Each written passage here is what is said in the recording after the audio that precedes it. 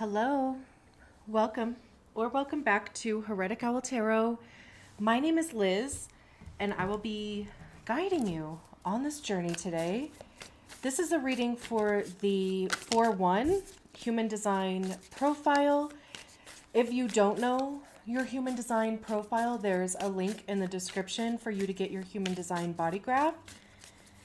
And among the plethora of information about you, on there will be your profile. So, no matter where you are with human design, like if you know a lot, if you know a little, these messages are really just meant to be an additional channel or an additional avenue of information for you. I try not to use a ton of human design language, just, to prevent any confusion, because really what's important is the message. Obviously, I highly recommend checking out your zodiac sign readings as well. And with all of that being said, I feel like I cannot breathe. Like I literally feel like I need to take deep breaths, like solar plexus chakra. Even that I was going to pronounce that wrong is weird. But solar plexus chakra, feeling some tightness there, just like in the area of my body. It doesn't even necessarily have to like correlate to that chakra and the meaning of that chakra, or even, in the realm of human design. The solar plexus is the emotional solar plexus, which talks about the wave. Right? The emotional wave. There's no truth in the now. If you are emotionally defined, if you have emotional authority, you wait to get clarity. So maybe that just needed to be said. All right. So for the 4-1 profile, I'm not taking the jumpers. I'm glad to see that the cards are chatty though. Okay. We are going to do a 3-card spread. The current energy, what's leaving and what's coming in, and then we're going to clarify each one with an additional card. Okay.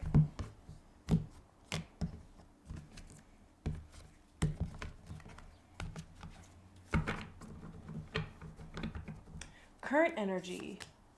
We have the King of Swords, or the Muse of Voices. What's leaving is the 10 of Swords. What's coming in is the 8 of Cups.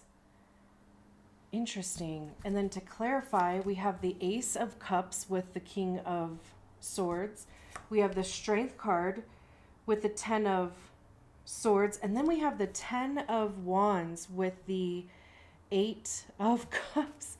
Then there's the Death card at the bottom of the deck. I mean, I'm not using the bottom of the deck this time, but I honestly was just getting this vibe of like, this is really telling you, it's almost like knocking you over the head with like, there's something that is ending, or, like something needs to be walked away from, something needs to be changed, something along those lines. So let's just start with the King of Swords.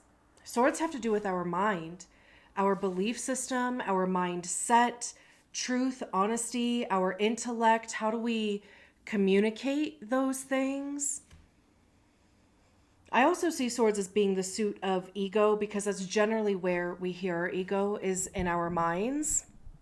And that's the thing that develops our personality, our temperament, our fears, our anxieties, right? Like it's how we celebrate ourselves, how we celebrate others. All that stuff is like living in our minds, but I mean, we can also feel it in our body. So it's interesting too that we have the Ace of Cups here. But kings are the highest expression of the suit, right? So I mean, they're at the top. There's not really like anywhere else to go from there. So there is a level of mastery here. This is being clear-headed. This is even like trusting your intellect, trusting the information that you know, especially with that first line, right? That investigator line. It's trusting the evidence that you have. It's trusting your research. It's, trusting, again, just having that confidence in what you know. There's also even to this feeling of like a rite of passage here, or, because there's one person here that's on a bridge, and beyond these two figures is a completely different looking landscape. So to me, like, this area feels a little bit of limbo-y, like being in limbo. And really what I mean by that is like transitionary. It's like a transitionary phase where you're moving on, or you're moving from one stage, whatever that is, to another. It could be accepting a truth, a divine truth, though, right? Like absent of opinion, absent of outside influence. Even just the reflection aspect, because these two figures are mirroring each other.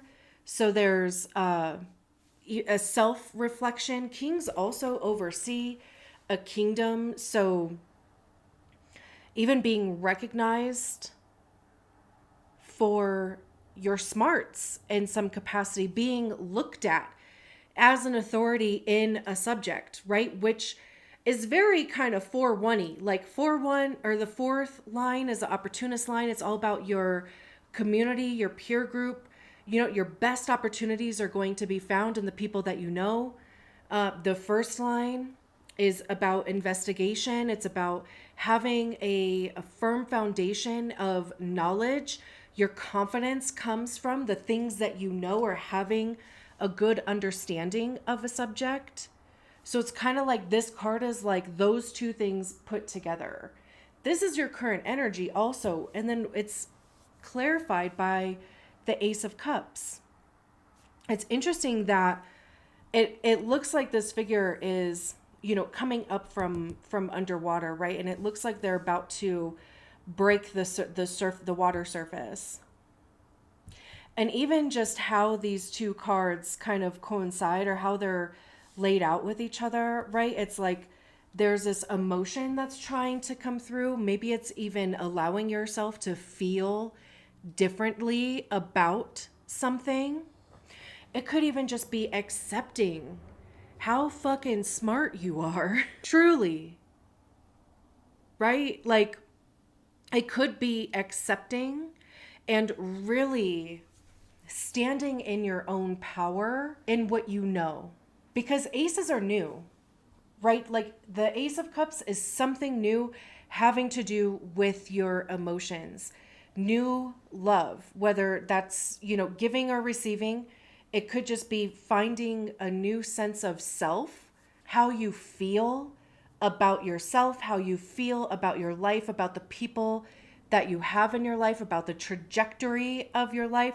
Like the 4-1 is the only one that has that juxtaposition incarnation cross, or the fixed cross. So you are very much like supposed to follow your own path, not get diverted by other people. And it could be what you are coming into.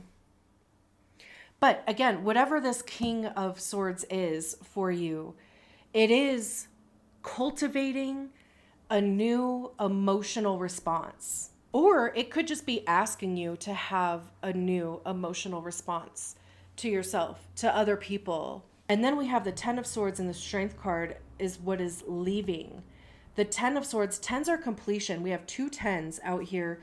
Again, even just the King is a level of completion also, because it's mastery. So, and okay, we haven't even gotten that far yet. And let me point out too that both of these 10s have 8s with them. So the Strength card is an 8, and then we have the 8 of Cups. So that's awesome. Which breaks down to a 9, which is individual completion. So like I was saying kind of at the beginning, there's this big sense of completion. But not only just completion, but moving beyond something. So 10 of Swords, tens again, completion, swords again, our mind. The 10 of Swords is like, there is nothing else to consider. You have gone through all of the what ifs. You've gone through all of the possibilities of a way that, something could go wrong or it could go right. It's almost too like the straw that broke the camel's back. Like it was, again, the last straw, right? And it's paired with the Strength card. So this tells me that you have been in this type of mindset for a while, because again, it is a mindset. Like it's like being on that hamster wheel of like, I can intuit, I can see just based on prior experience, right? Because all that what if, all of that trying to figure out a way that something could go wrong or right, but usually we're considering the ways that it's going to go wrong. That's all based on old shit. That's all based on experiences that we have already had, and the stories or the beliefs or the seemingly, truths that we have already attached to those experiences. We're not even necessarily considering that something new could happen, that there could be a totally different, experience. So again, this being in a position of what's leaving with the Strength card, it has been something like a mindset, a belief system, even a thought pattern, behavior pattern, communication pattern that you've been in. Maybe you have just felt misunderstood, feeling like you can't really communicate like what you're doing, what you want to do, what the plan is. And really, it even looks like these two people could be the same person. And I'm really only saying that because they both have dark hair. But I also think that is even interesting how that lines up. The Strength card talks about determination, perseverance. It is almost too like keeping yourself in a mindset, keeping yourself on that hamster wheel. It's almost like it's taken a lot of strength. It's taken a lot of energy for you to be there, for you to think that way, for you to even put the energy into all of those different scenarios. And that's ending, which is great, because that also means that with the 8 of Cups and the 10 of Inspiration, the 10 of Wands, there is an active or an intentional decision to move away from that mindset and be more like future focused. The 8 of Cups is literally the emotional side. So we have the 10 of Swords, which is the mental side. Then let me also point out that we have the King of Swords with the 8 of Cups at the beginning. So it's almost kind of like this, there's this individual completion happening both in your mind and in your body, which could also be where that solar plexus business is coming from. Even if you are or are not emotionally defined in the realm of human design, it's even like maybe even just feeling into that part of your body. What are the thoughts that you have attached to it? What are the emotions that you have attached to it? So 8 of Cups, again, right? Everything that has to do with cups that we've already talked about. The 8 of Cups is recognizing that what is available in those 8 cups or not, because they could very well be empty. It's not for you. If there is, because usually the 8 of Cups is depicted as like 8 empty cups. And to me, that always feels like the energy that was available in those cups has been used. It was used for its purpose. And now it's like, you can't pour from an empty cup, right? So you recognize there's actually not anything left in these cups for me that I would actually even want. And now you're going to start allowing yourself to move forward emotionally, like emotionally detached from whatever those 8 cups are. It doesn't have to be, obviously it doesn't have to be 8 different things, but whatever it is, whatever that energy is, and you're going to allow yourself to focus your attention, focus your energy allow your emotion to project forward. Because what they're walking towards is the Nine of Cups. And the Nine of Cups is wish fulfillment. It's having your desires met. Again, it's individual completion. It is getting exactly what you want. It's feeling the way that you want to feel. And with the 10 of Wands, there's some sort of burden that is being released here also. I love how in both of these cards, it does look like they're moving forward. In the 10 of Swords and the Strength card, it doesn't really look like they're moving. Even with them sitting on top of this lion, it doesn't look like the lion is actually moving to me. But in both the 8 of Cups and the 10 of Wands, both of them look like they are actively moving forward. The 10 of Wands would be taking the action to release a burden. It could be delegating tasks, taking stuff off of your own plate.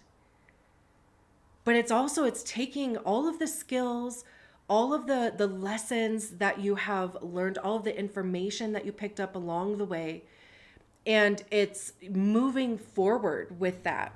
It's also too, like, even recognizing that the situation as it is will not benefit from any more interaction. And like I said, we had the Death card at the bottom of the deck, which is Scorpio, and we're in Scorpio season. So, there could be, this is the season to do it. This is the season the energy is available for you to focus your attention, your time, your energy, your emotion, your hopes, your dreams. Focus all of that forward on what you want. Beautiful. Beautiful. I'm going to leave it there. Thank you so much for allowing me to read your cards. I will talk to you soon. Bye.